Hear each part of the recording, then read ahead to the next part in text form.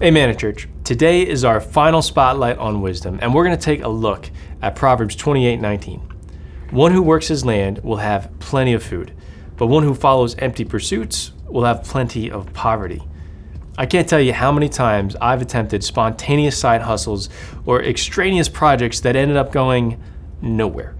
It's not that doing something beyond your normal work or way of life is bad or wrong. When you start looking like a dog chasing every rabbit that flits across the field, then you might have a problem. The wisdom in this proverb is that of focus and diligence.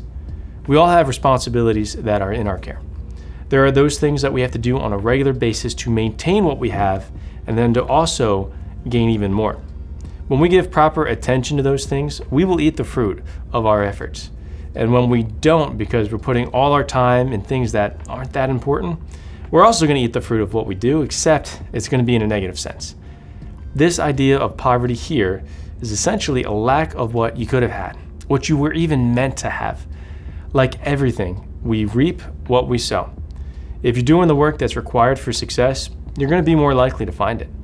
But if your bandwidth is being stretched a little too thin by all these extra non-essentials, then you may not be able to do what it is that you really got to do.